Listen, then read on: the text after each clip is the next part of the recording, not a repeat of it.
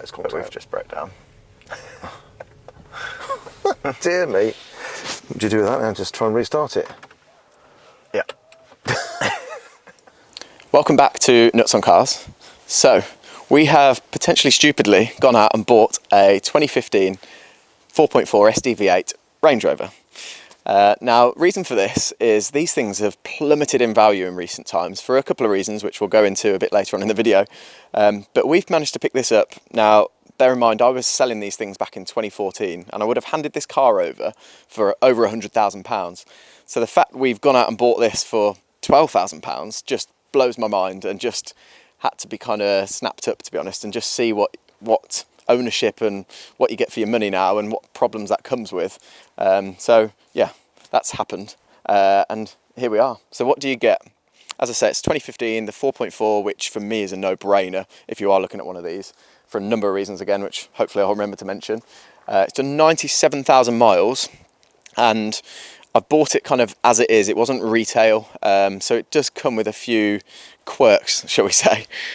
So if I just walk you around and show you what we've got.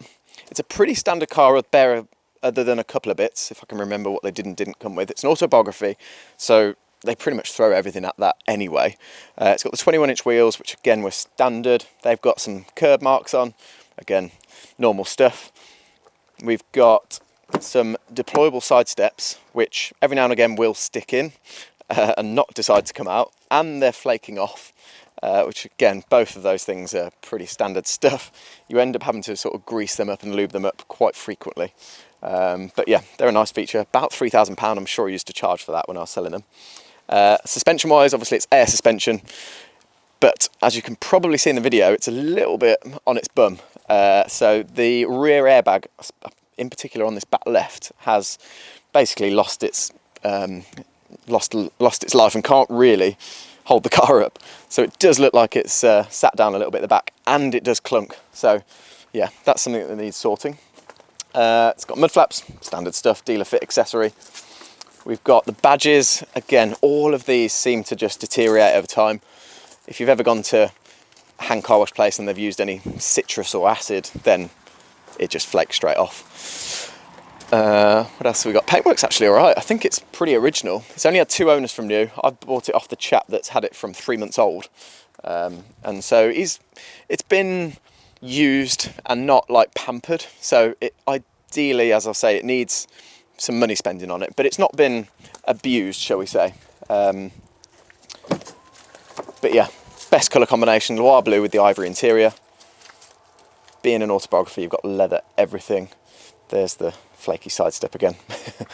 Super soft semi-aniline leather, suede headlining, sliding pan roof. I won't bore you with all the details, but yeah, all the autobiography comes with tons and tons of stuff. There's not much more you need to tick. It has, however, got the £4,000 loads and loads of watts stereo Meridian, which is outrageously good. So that was a nice option that was ticked. But yeah, we'll jump inside and I'll show you what you get a bit more for your money in there, and then I'll probably talk about also what needs spending on it and things like that. So jumping in here, even though it's 9 years old, done nearly 100,000 miles, this thing still feels $1 million. As I say, the softest leather you can get in any car, suede headlining, leather dash, high gloss shadow inlays, massage seats. There still isn't anybody that can do it any better, in my opinion. However, spending £12,000 on one of these is probably, as I say, pretty stupid, because you don't get this sort of car for that sort of money without its sort of drawbacks. And the biggest thing really is how much money this car needs spending on it. So if I just give you, within the 2 months, these are the sort of things that I've figured actually need attention on this thing. So we've got the suspension, which I mentioned. We've got the rear knocking from the suspension. We've potentially got oil in the coolant, so that needs looking at. I think it's a common thing on this 4.4, and it's not catastrophic, but it's something that needs looking at. Brakes, that's wear and tear, so I can't really include that. We've got, and it's end of October now, so this is a bit of a problem. We've got the heated seat, we've got a heated steering wheel, we've got massage seats, but we've got no heating. It will only pump out aircon, so you do have to put a thick coat on if it's cold and you want to drive this thing. Again, I think it's a common fault. There's a 3-port valve that can be changed, but I think with labour it's still £300-400. We've got a handbrake motor which is seized on, so you can't use the handbrake, and it's got a constant park fault. It's been into restricted performance a couple of times on me, and it's also said coolant's low even though it hasn't been. So not quite sure what's going on there, but it does just fire back up if you pull over and off you go again. Tailgate plays up, doesn't drop the back bit. Side steps, as I said, can be temperamental, and that's about it really. But realistically, this thing needs £3,000-4,000 spending on it to get it up to scratch, and that is the problem with this car. If you've got your 12,000 budget and you spent all your money on the purchase of the car and not left the rainy day fund for this thing, you're going to get yourself into the world of bother, a world of stress, and just it'll take away all the enjoyment from the car. But the way to look at it is if you can do that and put it aside and then expect it, then you're going to have a great time and a great value car. But yeah, we'll take it for a spin. Dad's not really been, I've been sold on Range Rovers for years and having worked for them for a long time, but Dad's not really been, he's always been a bit more of a Porsche type customer. So we'll see what he thinks, and I'll fire a couple of questions at him, and we'll go from there. Because you're a 911 man, like Porsche man through and through. You've got a few, but you've got you like a nice daily that's like a more of a normal car, and not like an aggressive sports car. So, well, I drive an A5 daily, so that ticks all the boxes. But you prefer to the Macan? Yeah. Well, I went one for an A5 to the Macan, back to an A5. Never considered one of these. But then, because you've like been out with them when I've brought them home in the past, but not really lived with one. You thought they were alright, but you've not really fallen for it. Wasn't bothered. So Dad's borrowed this for, how long did you have it? About a week. 2 weeks? Yeah. And then... And now so what was it? So in comparison to the Macan, what was it that... I think it actually handles better than the Macan, and I also think it's expectation. So I expected the Macan to be a sports car. I expected this not to be. And then this kind of grows on you. I didn't jump in and think, oh wow, and then I drove it, and it just feels really good quality. It handles really well. You just glide along like nothing else. You know, fantastic driving position. All the things everybody says about SUVs, which I didn't get with the Macan. But it's an incredible car. This is like, the main aim for this is pure luxury, sat in your lounge, waft along, in sheer comfort and quietness. And it delivers that. And it nails that, doesn't absolutely, it? Absolutely, 100%. I think the biggie with the roly-poliness, I think that's a big problem for you with SUVs. Yeah. On the 4.4, they've got stronger engine mounts. Right. If you drive a 3 litre, you're like on the wing mirrors around a corner, and same with like a Discovery 4 and stuff. Because this feels very stable. Because I've driven old Range Rovers, like 1978, one in 1982. You scare living down something used to roll so much. I don't know what it is about this. I think you drive it different as well. Yeah. You don't drive it. You drive it slow and like relaxed, and it's almost like granddad style. It just feels like you jump in it. It's just like you want. It's royal. Yeah. It's you don't have that expectation, and it's just so refined and so well made. So you and Claire pulled up the other day, Dad's wife, to pick me up for something, and you literally look like the royal family turning up. You feel like that. That's the only way you can describe it. I don't know if it's the spec on this one in particular with the blue and the ivory, but as I say, this car was £12,000, but you feel like $1 million still. It doesn't feel any different to me driving them than I did 9 years ago when they were £100,000. You still got that same... Well, it's still the same car, but yeah. I've got a warning light saying park, brake, full. Don't worry about that. That's just part of the character. And there's a few other ones. It is a bit of a Christmas tree every now and again, isn't it? And that's the kind of this kind of car. It's like if you buy a Bentley Continental, it's the same thing, isn't it? For 10, 15 grand. Yeah. The problem is you still got £100,000 bills. Exactly. And they're old. And this was like state of the art when it came out. It was... Noise was the same as a Rolls Royce at the time in terms of decibels, I think. I'm not surprised. It is an absolutely outstanding car, and I can see why you've always gone on about them. And you've had a 2-car garage. Well, you know, this does everything you want in a car. Yeah, it's this and a GT3 really is perfection. I think the best thing about it is the invincibility as well that you feel with it. If you live down in countryside and floods like we all do. Yeah, which I do. It's we all have to deal with big puddles. You almost aim for them rather than avoid them, which is, I think, is it like Clarkson said, you buy a watch that goes to 1,000 metres so that you know you can drop it in the sink and it'll be all right. It's the same, it's like knowing this can go through a metre of water means it's fine to bash it up the curb and through a puddle. Yeah, exactly. Like, I think the invincibility and the security it gives is the it's one of the biggest selling points. I think it's all of that. Do you like Quattro as well? And that's a similar sort of... Yeah.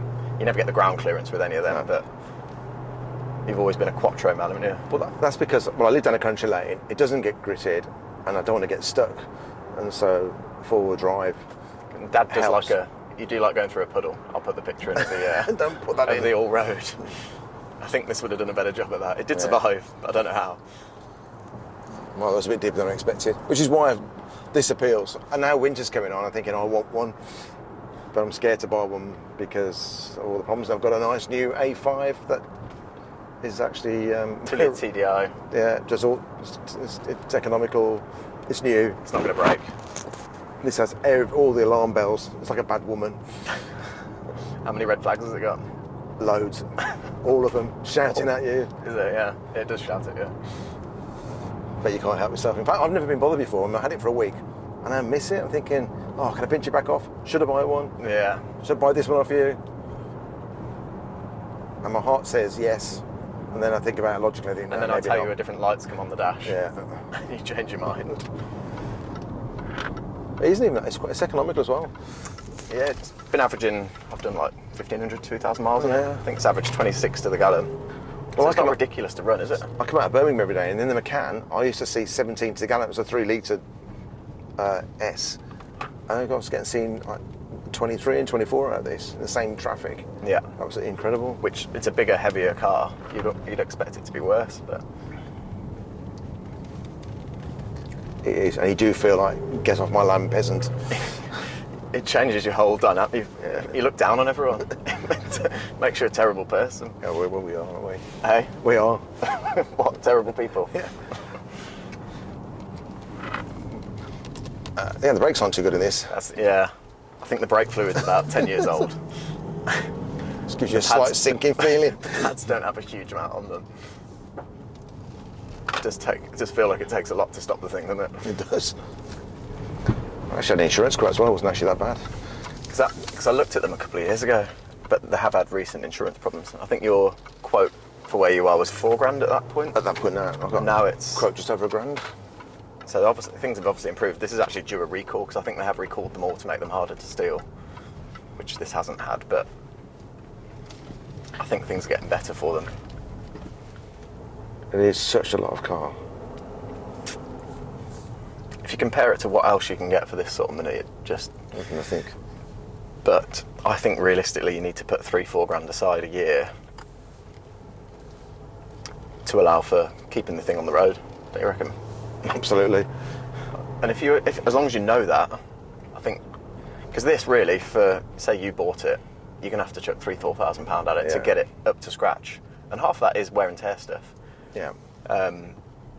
But you just know that you'll chuck that money at it, and then 2 months down the line, something else will crop up. That's the problem with it. It never ends. No. I don't think. And I was thinking, is this a bad one, like with a sort of long list of stuff? But I just think it's all just waiting to happen. It's part and parcel. I think they're actually, from what I've looked and read, they're fundamentally reliable, especially this engine, 4.4. Yeah. But, Yeah, I think the 3 litre has crank issues, so the crank can snap, and then it's catastrophic for the engine. I love the noise the I engine. really do like it. The engine sounds so expensive. Like, it's just meatiness, isn't it, to it? The whole car does. The steering's nice, I think. It doesn't feel vague, or it's quite sharp. I don't think I've been in a car that actually rides the bumps and so smoothly. Nothing else I've ever driven or been in compares to this.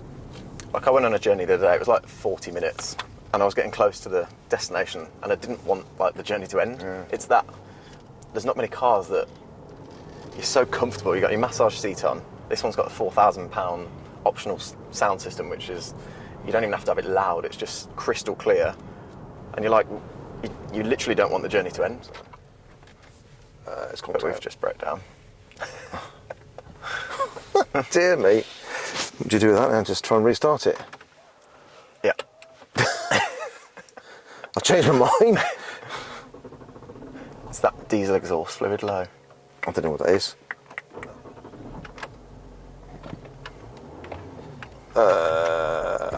I'm not picking my car up in this. We need to go and pick my car up. It's only about 40 miles. That's also a problem. I've just gone off it completely. Take back everything we said. Jesus. It's been a think long in all time since I've fairness broken to down the car. In all fairness to it, I think that's actually just Needs to be something filling that it. needs to top it up. It's, Yeah.